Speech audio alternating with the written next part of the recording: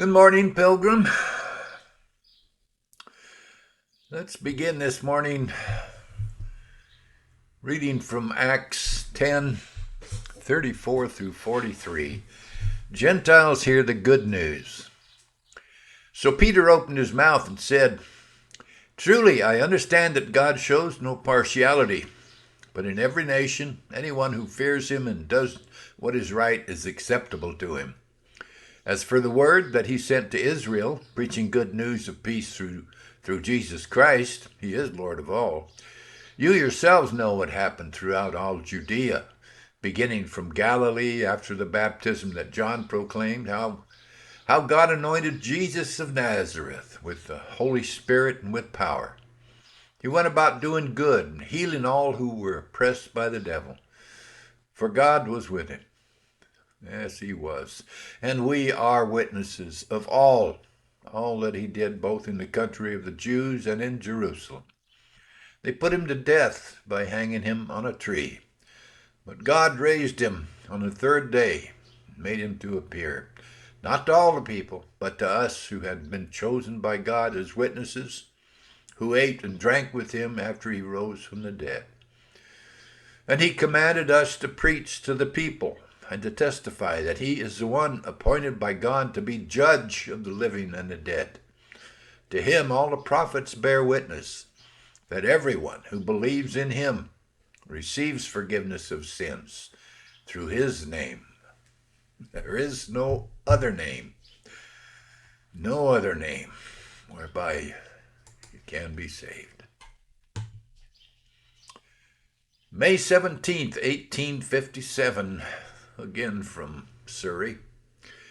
Charles H. Spurgeon, sermon, "Christ, the power and wisdom of God."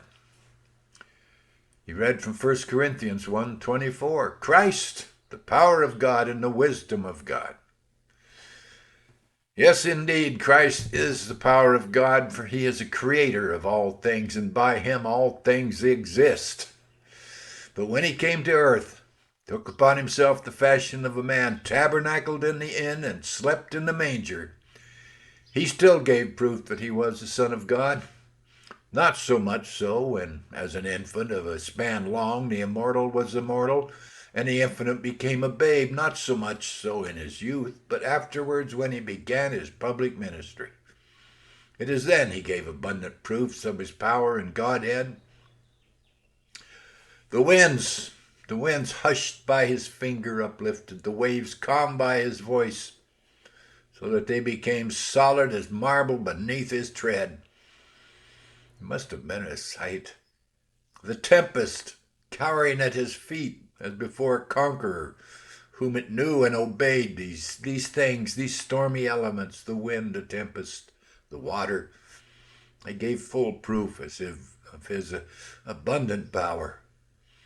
The lame man leaping, the deaf man hearing, the dumb man singing, the dead rising. These again were proofs that he was the power of God.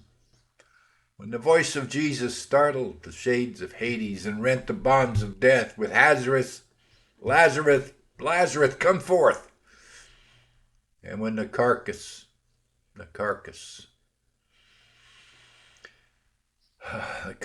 rotten in the tomb, woke up to life, there was proof of his divine power and Godhead. 1,000 other proofs he afforded, but we need not stay to mention them to you who have Bibles in your houses and who can read them every day. At last he yielded up his life and was buried in the tomb. Not long though, however, did he sleep, for he gave another proof of his divine power and Godhead. When starting from his slumber, he affrighted the guards with the majesty of his grandeur, not being held by the bonds of death, they being like green twigs before our conquering Samson, who had meanwhile pulled up the gates of hell and carried them on his shoulders far away. This very power of God is mighty to save believers, and through the gospel, it is the work, it's at work within them, and can enable them to fight the good fight of the faith against all evil powers. Some more here. Romans 1:16. For I am not ashamed of the gospel, for it is the power of God for salvation to everyone who believes, to the Jew first, also the Greek. Ephesians 1:19. And what is the immeasurable greatness of his power toward us who believe, according to the working of his great might? Ephesians 6:10 through 13. And finally, be strong in the Lord and in the strength of his might. Put on the whole armor of God, that you may be able to stand against the schemes of the devil.